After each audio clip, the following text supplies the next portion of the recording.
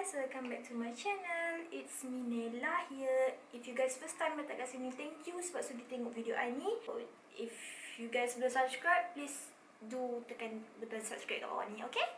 Macam yang korang boleh baca kat title hari ni, untuk video kali ni aku nak share experience aku bersalin anak kedua secara caesar.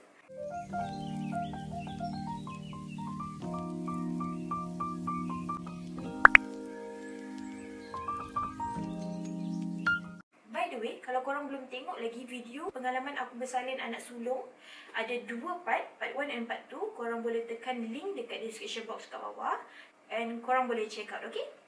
If korang adalah first time mom, and korang mesti tertanya-tanya kan, macam mana lah agak dia sakit dia bersalin ni, macam mana bersalin normal tu, macam mana bersalin caesar semua kan? Korang kena letakkan satu mindset dalam otak korang, especially untuk semua ibu-ibu lah kat luar sana, tak kira lah first time mom ke, second time ke, third ke, anak dah 10 ke apa ke, korang kena letak satu mindset dalam otak korang, yang setiap anak yang korang kandungkan, setiap anak yang korang lahirkan, rezeki, dugaan dan rezeki yang datang semua berbeza-beza. Okay, so kita tak boleh samakan pengalaman kita dengan pengalaman orang lain. Kita tak boleh cakap pengalaman orang tu lebih susah, pengalaman kita lebih susah. Kita tak boleh cakap macam tu. Sebab satu, kita punya tahap kebolehtahanan sakit tu berbeza-beza. So kita tak boleh bandingkan. Setiap orang ada rezeki masing-masing. Kalau orang lain bersalin senang, itu rezeki dia. Kalau kita bersalin susah, itu kita punya dugaan. Tapi sebenarnya boleh kirakan rezeki lah. Sebab tak semua orang boleh rasa apa yang kita rasa. Begitu bercerita. Sebagai mak ni, apa yang kita boleh buat? Kita cuma boleh usaha, doa dan tawakal kan? Kita serahkan semuanya pada Allah. Sebab apa? Sebab Allah lah sebaik-baik perancang kan? Betul tak? So, aku dah cerita-cerita ni. Apa function aku nak cerita, nak share pula experience aku kali ni? Sakit sangat ke aku bersalin? Tak. Aku share ni sebenarnya sebagai macam rujukan lah. Sebab aku dulu pun, even aku bersalin anak kedua pun, aku still research macam mana. Sebab aku macam dah terlupa macam mana sakit bersalin. Padahal baru setahun. So, aku still research. Aku cuba ingat balik macam mana rasa sakit bersalin. Tapi, itulah macam aku cakap tadi, experience tu berbeza-beza. Even anak pertama dan kedua, sakit contraction yang datang tu tak sama. Untuk hari ni, apa yang korang kena faham, yang apa yang aku nak share kali ni, sekadar pengalaman aku je. Manalah tahu kan, nanti termengandung lagi sekali. Aku senang lah nak tengok balik video ni. Video part 1 pun aku masih lagi tengok sampai sekarang. Aku sendiri tengok sebab aku nak ingat balik rasa sakit tu macam mana, supaya aku takut nak mengandung lagi. Aku sebenarnya kan dapat rasakan video kali ni mungkin agak panjang sikit. Mungkin ada 2 atau 3 part. Sebab aku bukannya bersalin caesar suka-suka, tapi emergency, memang terpaksa. Bukannya daripada awal pun memang doktor dah bagi tahu, okey, awak mesti bersalin caesar. Tak. Tapi aku unexpected. Dan aku akan cerita daripada mula aku mengandung sampai aku berpantang. Sebab aku rasa dia punya dugaan dia tu macam panjang sikit lah. Dan aku saja nak ingat balik kan, nak rewind balik apa yang jadi daripada aku punya second pregnancy lah. Without wasting any time, let's get started. So, macam aku cakap tadi, hari ni aku nak share macam mana journey aku ditakdirkan untuk bersalin secara emergency caesar. Okay? Sebab yang paling utama, Allah, aku macam pidato. Sebab yang paling utama ialah sebab anak aku ni terlebih berat, terlebih had muatan. Terlalu berat. Masa aku bersalin anak first, alhamdulillah sebenarnya aku dapat bersalin normal lah. Tapi ya Allah, azab yang nak bersalin tu, macam aku cerita sebelum ni, aku kena hadap 22 jam contraction. Disebabkan umur anak aku yang first dengan yang kedua ni, jarak dia cuma setahun 5 bulan. Dan anak first aku bersalin Jun 2018. Anak kedua aku bersalin November 2019. Ya, selang setahun je. Okay, so jomlah aku nak throwback sikit and cerita macam mana boleh pregnant ni sis. Aku tahu aku pregnant anak kedua ni masa tu dah 7 minggu lebih. Sebab masa tu aku period tak teratur. Lepas bersalin anak first kan, aku punya period lama tak datang. So aku tak sedar yang aku pregnant. aku macam perasan aku pregnant pun sebab aku macam tiba-tiba tak boleh bau ubat gigi.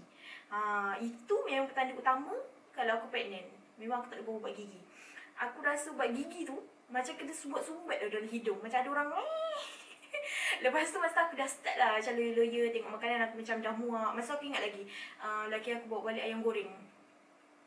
Aku tengok ayam goreng tu, Allah, kembang tekak aku ni macam sedepa ke tak kembang.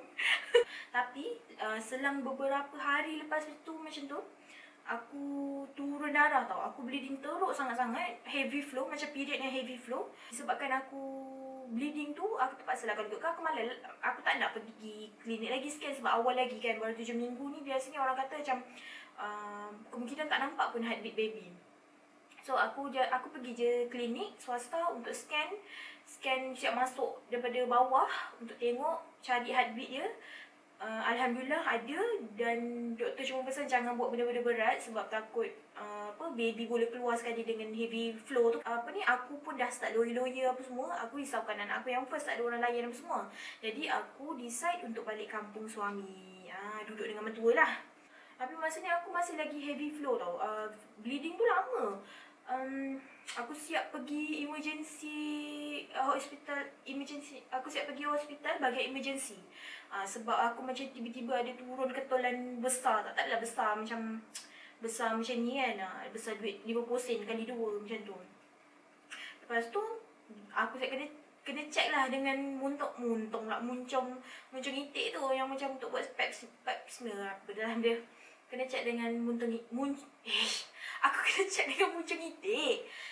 Lepas doktor check, dia kata tak ada apa-apa pun. Dia kata pendarahan yang normal, bukannya yang macam teruk, pendarahan keguguran ke apa, bukan. Dan dia check scan baby pun jantung masih ada. Kiranya baby masih sihat lah. Dan aku macam risau lah sebab still lagi heavy flow kan. Tapi doktor kata tak apa, tengok je dulu. Kalau misal kata ada keluar ketolan ataupun janin turun ke apa, baru pergi hospital balik. Setakat ni kalau macam tak ada apa-apa, rehat je dulu kat rumah, bed rest. Aku bed rest 6 minggu je. Tak adalah bed rest pun, tapi aku punya heavy flow tu berlanjutan sampai 6 minggu lebih. Lama tau, 6 minggu lebih. Kau bayangkan kau period dekat 2 bulan. Penat. Masa tu dah penat sangat-sangat sampai aku dah fikir macam tak apalah, dah tak ada rezeki nak buat macam mana kan. Mungkin baby memang tak nak hidup ke apa ke. Jangan lantaklah sana. Lagi satu masa tu aku dah start morning sickness yang teruk. Dah start muntah-muntah apa semua. So aku memang lemah sangat-sangat. Jadi aku macam lantaklah, go on je lah. Hadap je lah benda ni. Oh ya. So nak dijadikan cerita, untuk anak yang kedua ni, aku buka buku bing. Aku punya sebutan memang ke laut sebab aku pakai detainer. Aku skip detainer sehari suntuk, aku tak pakai hari ni. Jadi aku berpakai, so macam tak selesa. Sorry ya, tersasul ni. Okay, so untuk nak dijadikan cerita, anak kedua ni aku buka buku bing lagi. Buku bing aku buka sangat lambat. 20 minggu rasanya. Dah 20 minggu bahagi 4 berapa? Tak tahulah, 20 minggu lah senang cerita. Sedangkan sepatutnya kena buat buku ping antara 8 hingga 12 minggu. Tapi aku buat 20 minggu sebab aku nak bagi betul-betul aku punya mabuk tu hilang dulu. Tak adalah betul-betul hilang. Sampai aku dah tak ada muntah-muntah, barulah aku buat buku ping. Sebab masa anak aku yang pertama, 7 minggu aku dah buat buku ping. 7 minggu ke 8 minggu aku dah buat buku ping. Lepas tu kena minum air gula, sangkut GDM, lepas tu kencing kotor lah. Lepas tu benda lagi ada 3 benda yang aku sangkut masa tu. Jadi aku dah macam aku tak nak sakit lagi. So aku skip. Sebab yalah, masa morning sickness tu, kita punya hormon dalam badan kan tak stabil. Dengan aku tak makannya, tak minum air masak, mana tak kena kecil kotor, mana tak kena kecil manis. So aku pun di saat aku malas lah nak pergi check up apa semua kan. Dah habis mabuk apa semua, aku ajak lelaki aku balik JB untuk buat buku ping. Tapi walaupun aku buat buku ping lambat, dalam masa berapa minggu tu kan, 10 minggu tu, setiap bulan aku ada pergi klinik lah untuk check scan apa semua. Yelah, kita tak buat buku ping, tak check dekat, kalau buat buku ping dia akan check buku rahim apa semua dekat klinik kesihatan kan. Tapi sebab aku tak pergi check up dekat klinik kesihatan. So aku just pergi klinik je lah untuk scan baby, tengok jantung baby. Sebab masa aku pendarahan apa semua kan, jadi aku setiap bulan rasanya aku ada buat, setiap bulan ke selang 5-6 minggu macam tu aku ada buat scan dekat klinik luar, just untuk buat detail scan and pantau keadaan baby. Gitu. Tapi alhamdulillah lepas perjalanan heavy flow, heavy bleeding tu, aku scan masa tu dah 18 minggu ke 19 minggu aku scan, baby masih lagi okey, sihat walafiat. Dah start gerak-gerak apa semua. Dan aku pun aku cakap okey, baby okey, kita pergi buat buku. Masa aku buat buku pink tu aku dah 20 minggu berapa hari. So nurse terus buat appointment untuk minum air gula and check up doktor. Alhamdulillah sis tu. Paras gula aku normal ya, 4 point berapa je masa tu. 4 point something lah, tapi lega sebab tak payah nak kena GDM, tak payah nak control diet apa semua. So masa jumpa doktor, lepas dah saya tengok result, dah dapat result minum air gula tu, kena terus jumpa doktor lah hari yang sama. Time ni kena pekatkan telinga je weh, dah start kena pekatkan telinga sebab doktor Bebil. Doktor tanya, kenapa awak tak merancang? Awak merancang ke tak? Awak tak tahu ke baby awak, anak awak berapa umur? Macam itu. Korang bayangkan setiap kali jumpa doktor, berapa bulan mengandung? 9 bulan kan? 6 bulan berturut-turut aku tahan tadah telinga. Kenapa tak merancang? Sebabnya aku konsif anak kedua masa anak sulung aku umur 8 bulan lebih. So aku tahu aku mengandung masa dia baru 9 bulan lebih macam tu lah, nak masuk 10 bulan. So memanglah rapat kan. Tapi kita nak buat macam mana? Allah nak bagi rezeki, takkan kita nak gugurkan pula, takkan kita nak buang anak kita kan. So aku hadap, so aku kena hadap je lah. Masa tu aku tebalkan je muka. Ya doktor, saya rancang doktor, tapi nak buat macam mana? Kondom bocor. So masa aku check yang lepas minum air gula apa semua kan, doktor check perut apa semua, doktor kata aku punya rahim agak tinggi, tapi dia kata macam okey lagi lah, boleh diterima lagi. So dia kata aku kena start pantau je lah pergerakan baby, kena cukup 10 setiap hari. Selang berapa bulan macam tu, masa tu aku 30 minggu, doktor ukur lagi rahim. Aku punya rahim tu tinggi dia macam aku pregnant 33 minggu. Aku masa tu 30 minggu, tapi aku macam 33 plus tau. So masa aku check dengan doktor ni, aku dekat klinik desa. So doktor terus buat surat untuk aku refer dekat klinik kesihatan. Sambil kena baby lagi. Kenapa tak rancang anak?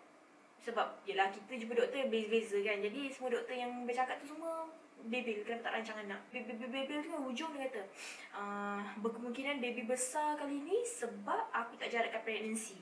Aku macam what the heck? Apa kaitan doktor ke? Tapi aku macam tak terima je lah. Dia doktor, dia ada ilmu. Jadi mungkin betul lah kan apa dia cakap tu. So aku macam siapalah saya untuk mendidakkan ilmu doktor yang besar tu. Dia nak pergi klinik kesihatan tu, aku tengok balik dekat kuping. Dia tulis ada 3 sebab kenapa aku punya rahim besar. Satu sebab poor spacing, tiada penjarakan umur. Poor spacing, penjarakan anak pertama kedua tu sangat dekat. Dan kedua anemia, aku punya apa nama dia? Nanti aku masukkan link kat sini apa perkataan dia. Rendah. Lepas tu berisiko untuk risiko GDM yang menyebabkan anakku besar. So bila pergi cek dekat klinik kesihatan pun doktor cakap 3 benda yang sama. Dan dia pun cakap baby memang besar daripada umur dia yang sepatutnya. Dia lebih besar 3 minggu. Dan lagi satu, air ketuban aku tinggi. Sepatutnya dia berapa? 8 Tapi aku macam belah-belah 18 ke berapa entah masa tu. 18, 19. Sepatutnya dia macam 10, 11. Macam tu lah aku tak ingat. Tapi lebih kurang macam tu lah aku punya tinggi. Tak salah aku 18. So memang punca dia boleh katakan sebab 3 benda tu. Poor spacing, anemia, risiko kencing manis. Tapi GDM tu dah, kencing manis tu awal-awal lah dah tolak tepi sebab dah check, dah minum air gula kan. Jadi confirm lah bukan GDM. So doktor semua macam pelik. Biasanya baby besar memang disebabkan GDM. itulah, nak buat macam mana. Baka anak besar sebab mak dengan bapa dia besar, ya. So disebabkan dah check dekat klinik kesihatan apa tu semua, doktor terus bagi date, bagi set appointment lah, date untuk check dekat hospital besar pula, hospital kerajaan, check dengan pakar lah, pakar ni aku tak tahu sebut. Lepas tu selang berapa hari kan, selang seminggu 2 minggu macam tu, aku pun pergilah jumpa doktor pakar dekat hospital besar. So doktor pakar check apa semua, doktor kata, doktor tu ceritalah risk bila mengandung baby besar ni. Satu risiko yang paling kita tak nak adalah Caesar lah, kena Caesar. Masa ni aku macam, ya Allah, lemahnya aku tak nak Caesar, tolonglah aku tak nak Caesar, ya Allah. Aku bukannya tak nak Caesar sebab aku downgrade ibu-ibu lain yang kena Caesar tau, tapi sebab aku tahu betapa renyahnya nak jaga bila bersalin Caesar.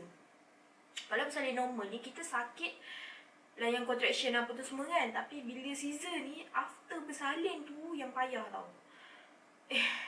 Payah. Payah. So banyak pantalarang nak kena jaga sebab kita ada luka. Luka Caesar tu panjang tau, sejengkal macam ni. Kau bayangkan, ni pusat, ni pusat kan, ni pusat, ni lebih panjang daripada sejengkal ni, luka jahitan Caesar tu. So korang bayangkan lah, benda tu dekat pelipat perut. Susah nak jaga weh, susah. Percayalah cakap aku. So time tu aku sajalah tanya dekat pakar, betul ke aku punya baby ni besar sebab aku tak jarak kat pregnancy. Sebab je lah doktor dekat klinik desa, klinik kesihatan cakap yang benda yang sama kan. So kau tahu tak doktor cakap apa? Dia kata chances tu memang ada, tapi dia macam tak sampai 10%, 15% pun tak sampai. Dia macam sikit je. Tu masa dia macam siap, dia cakap macam mungkin ya, tapi macam tak je lah. Dia siap buat muka lah masa tu. Aku ingat lagi. Lepas tu bila dia check balik jarak umur anak first dengan anak second ni kan, dia kata tak adalah rapat sangat. Dia nampak macam rapat sebab selang setahun. Padahal dia orang kalau bila dah lahir tu beza setahun 5 bulan. So macam setahun setengah lah kan. Memang rapat tapi tak adalah beza rapat sangat. Gitulah nak pertahankan diri. So tapi bila doktor pakar tu cakap macam tu, yang aku tanya ni doktor pakar tau, bukannya doktor pelatih ke apa ke. So aku lega lah bila dia cakap macam tu. At least adalah doktor yang sebelahkan aku. Gitu. So nak jadikan cerita, selang 2 minggu macam tu aku kena check dekat klinik desa. Lepas tu 2 minggu lagi klinik kerajaan, hospital kerajaan. So itulah rutin aku selama 6 bulan. 6 bulan lebih kot, 6 bulan ke 5 bulan macam tu. Kat sini aku akan masukkan, aku ringkaskan total ni. Aku tengok balik 1, 2, 3, 4, 5, 6. Total selama aku mengandung anak kedua, aku ada 6 kali scan. Yang sejak aku tahu baby besar lah. Maksudnya aku dah start 30 minggu lah, 6 kali scan. Korang mainkan 30 minggu sampai 38 minggu, 6 kali scan. Okay, so aku masuk kat sini Masa aku 30 minggu, berat baby 1.7 kg. 32 minggu, 2.4 kg. 33 minggu, selang seminggu je, berat baby 3.2 kg. 3.2 kg ni dekat hospital kerajaan tau. Dekat pakar aku check. Lepas tu 34 minggu 5 hari 3.1 kg, dia turun sikit. 36 minggu 5 hari 3.5 kg. Korang mainkan 37 minggu 3.5 kg. So besar kan. And then last aku check up dekat pakar tu 39 minggu 38 minggu 5 hari, almost 39 minggu lah, 3.6 kg. So korang boleh tengok betapa berjayanya aku mengembang dalam perut. Ya Allah, memang masa ni doktor macam, besarnya anak you. Tapi doktor pelik tau. Bila tengok balik, bila tengok ukuran baby dah 38 minggu, tapi aku punya pengiraan due date, based on due date, aku baru 35 minggu. So macam jarak 3 minggu macam tu. Baby lebih besar 3 minggu daripada saiz yang sepatutnya. Masa ni macam pelik lah. Masa masa bincang lama tau dengan doktor apa yang menyebabkan baby besar. Aku cerita kat doktor, sebab masa aku conceive tu, aku punya period tak teratur. Aku conceive and then aku ada period. Jadi dia macam confused lah. Conceive tu sebelum period atau selepas period. Conceive tu masuk bersama ya. Bersama dan melekat. Itu yang confused. Jadi aku cakap doktor, berkemungkinan tak yang due date tu sebenarnya salah. Mungkin sepatutnya due date aku lebih awal daripada yang expected. Lepas tu doktor kata mungkin juga, tapi dia kata scan tak menipu. Dia cakap macam tu. Aku macam Allah, scan tak menipu maknanya besar tanpa sebab. Memang dia nak besar, memang baby besar sebenarnya cerita. So disebabkan itu fakta yang pasal aku period tak teratur, conceive masa bila tu dia macam di-ignorekan begitu saja. Okay, lepas tu kan masa yang last date aku check up 39 minggu, masa 30 hari bulan 10. Masa tu doktor dah cakap lah yang setiap kali pergi pakar tu memang doktor dah cakap yang aku berkemungkinan akan caesar sebab baby besar.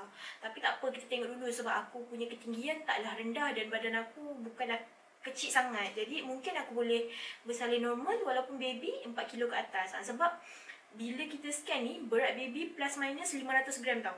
So, kalau ikut last yang scan tu 3.6 kg kan. So, baby berkemungkinan antara 3.1 kg hingga 1 kg. Berat dia yang sebenar. So, in between sekilo tu lah. Jadi, kalau dia 3.1 kg, mungkin tak ada masalah untuk bersalin normal. Dia akan jadi masalah bila baby sebenarnya adalah 4.1 kg. Doktor kata akan ada risiko macam sangkut bahu lah. Bila dah sangkut bahu, kena patahkan bahu. Kan? Tak nak lah benda macam tu kan. So, dia kata lebih baik kalau kita dah tahu baby besar, lebih baik caesar terus. So, aku macam actually sebenarnya aku masa tu harap yang doktor akan bagi surat supaya aku dapat masuk warded. Lepas tu induce tau. Aku harap sangat-sangat induce dan boleh bersalin normal. Tapi itulah doktor explain semua risiko-risiko tu kan. Dan aku pula tak ada masalah, tak ada masalah penyakit ke apa. So diorang tak boleh suka-suka nak suruh induce sebab aku tak ada penyakit. Dan lah aku ada penyakit yang berisiko ke apa kan. Jadi disebabkan itu doktor bagi aku surat untuk serah diri 41 minggu selagi tak ada apa-apa tanda bersalin lah. So kalau ada tanda-tanda bersalin tu kena datang hospital lah. Tapi itulah, dia bagi surat untuk terus serah diri 41 minggu. So aku pun masa tu macam yelah doktor, pasrah lah. Saya pasrah lah. Sedih, aku memang sedih sangat-sangat. Berhari-hari aku duduk solat je aku nangis, aku minta Allah pemudahkan. Kalau kalau memang baby ditakdirkan untuk bersalin ikut perut, dah memang itu laluan dia. Aku cuma doa Allah bagi aku kekuatan, tu je. So sebaik mana pun kita merancang, Allah tetap juga Allah tetap perancang yang terbaik. Okay, so kita reda je lah. Okay, aku rasa kan video ni dah lama sangat tau. Dah dekat 40 minit dah aku bibil. So aku rasa aku akan endkan video ni sampai sini dulu. Ini part 1 dah kiranya. So nanti insyaAllah aku akan sambung part 2. Aku akan cerita start daripada aku admit 41 minggu tu.